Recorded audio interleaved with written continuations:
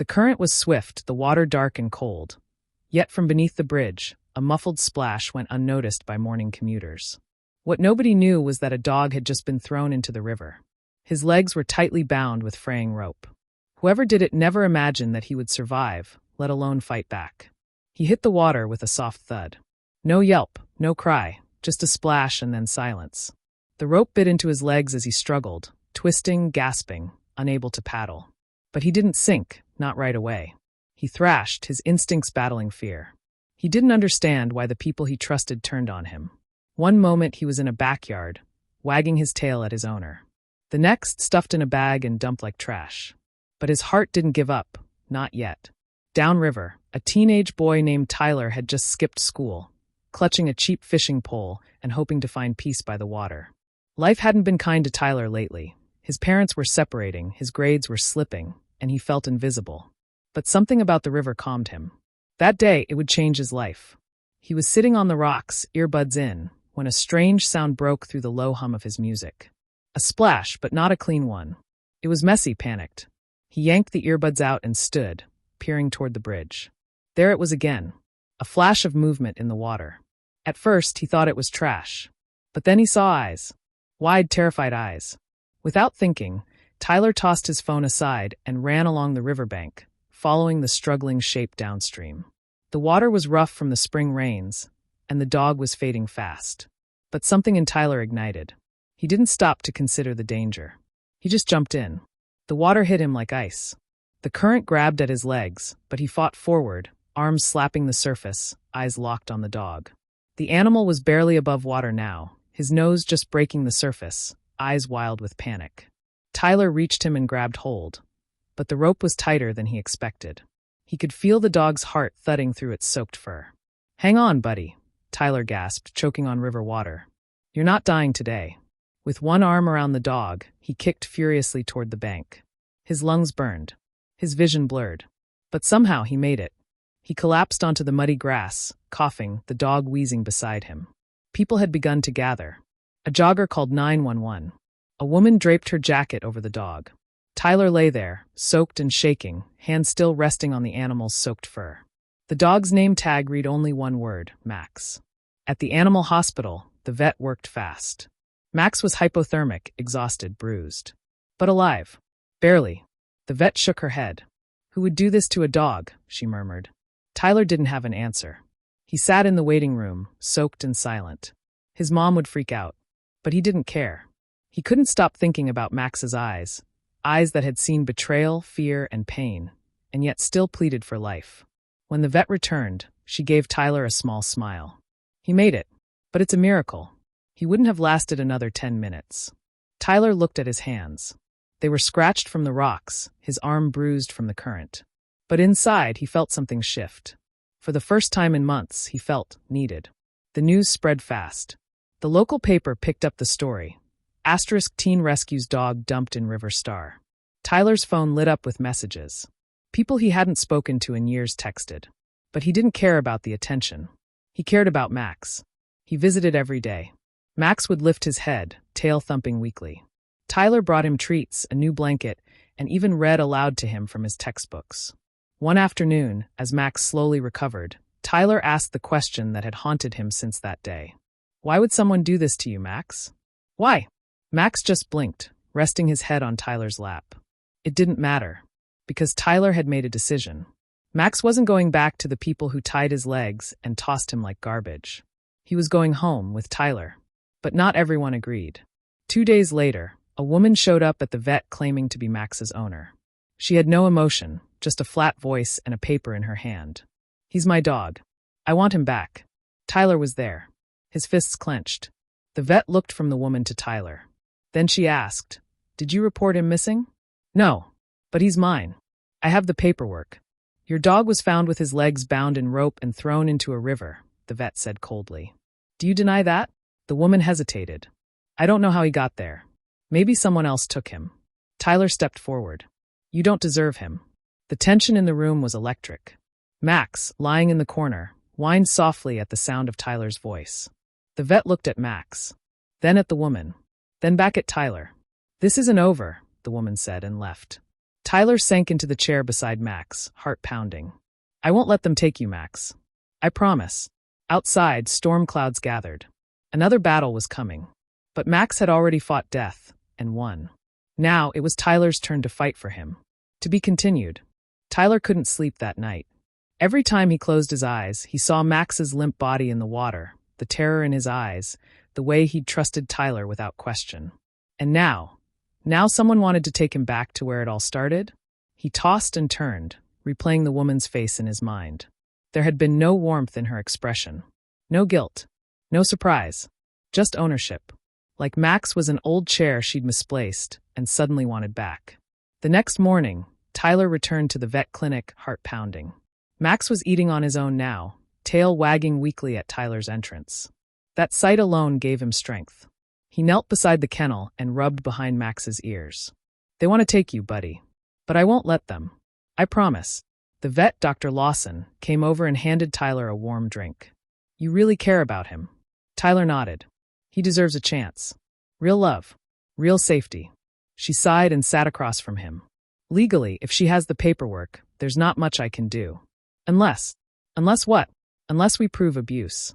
If we can show evidence that Max was deliberately harmed, we can push to have her ownership revoked. But we need more than just what we saw. Tyler clenched his jaw. Then I'll get proof.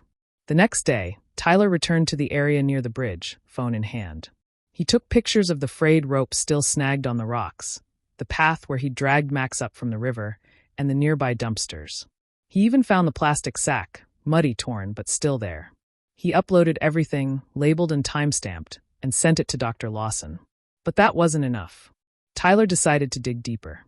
He found the woman's address on the registration document and rode his bike past her house. It was a small place with a rusty fence and 3 barking dogs in the yard. None of them looked cared for, ribs visible, water bowls dry. He recorded everything from the sidewalk, the barking, the visible neglect, the loud shouts from inside. A man stumbled out the front door at one point, clearly drunk, yelling about shutting those mutts up. Tyler's stomach churned. He sent the footage to an animal rights organization online and reached out to local authorities. Dr. Lawson contacted Animal Welfare Services and submitted a formal complaint. 3 days passed. Tyler kept visiting Max, who grew stronger every day. He'd begun to walk slowly, still limping from the trauma to his legs. But his spirit was unbreakable. Every time Tyler entered the room, Max would wag his tail like his best friend had arrived. One afternoon, Tyler arrived to find a folded note at the reception desk. Stay out of my business. You've been warned. His heart dropped. No name. No signature. But he knew exactly where it came from. Dr. Lawson filed a police report. Tyler's mom found out everything that night. She was furious, but not at him. You risked your life for that dog. I'm proud of you. We'll fight this together. It was the first time she'd said something like that in months. Tyler's eyes welled up. The next morning, a surprise waited at the clinic. 2 officers stood at the front desk. They'd received Tyler's evidence and Dr. Lawson's complaint. A warrant had been issued. That same afternoon, the woman's house was raided. The 3 dogs were seized, all in poor condition. Max's case would now go before a judge. Tyler sat in court 3 days later, heart pounding as he watched the woman defend herself with icy detachment. The dog must have escaped. I didn't tie him. I didn't throw him. Dr. Lawson took the stand and presented her findings. Rope burns on Max's legs, early signs of malnourishment, and behavioral responses consistent with trauma. Then Tyler was called. He stood shakily, but when he looked at Max, sitting beside him with a vest labeled therapy animal in training, his voice steadied. I saw what they did to him. I pulled him out of that river. I held him when he was half dead. And he still trusted me. That dog deserves better. He deserves a home, not a prison. There was silence in the courtroom. Even the judge leaned back with a sigh. You've shown courage, Mr. Morgan. And Max has shown resilience. Given the evidence, I hereby revoke ownership from the defendant and grant custody to Tyler Morgan. The gavel came down. Max barked once, as if he knew. Tyler broke into tears and hugged Max tightly. The courtroom burst into soft applause. Even the bailiff smiled. Outside the courthouse, reporters gathered. Cameras flashed. Tyler, how does it feel to win custody of Max? It's not about winning, Tyler replied, holding Max close. It's about doing what's right. Max nuzzled his chest, tail wagging hard enough to thump against his legs. But their story wasn't over yet, because Max had saved Tyler too. And together, they had work to do. To be continued. The weeks that followed the court decision were like the beginning of a new life for both Tyler and Max. Max came home to a small house filled with warmth, laughter, and the smell of fresh blankets Tyler had laid out for him. He had his own bed now, placed right beside Tyler's. He no longer flinched when someone raised their hand. He didn't tremble at the sound of footsteps. Slowly, the trust he had shown that day in the river blossomed into unshakable loyalty. Tyler's life changed too. At school, he was no longer just the quiet kid in the back row. Teachers praised his courage. Classmates who used to ignore him now nodded in the hallway. He even started a school club, Voices for the Voiceless, where students volunteered at animal shelters and raised awareness about pet abuse. But Tyler didn't do it for attention. He did it because Max had shown him something vital. That sometimes those who've been through the worst still carry the strongest will to live and to love. One sunny afternoon, Tyler and Max returned to the riverbank. Not the one where it had all begun, but a calmer, safer place nearby. Max sniffed the breeze, tail wagging, and Tyler watched him run, tongue out, ears flopping with joy. A little girl approached with her dad. She hesitated at first, but then bent down. "Can I pet him?" Tyler smiled.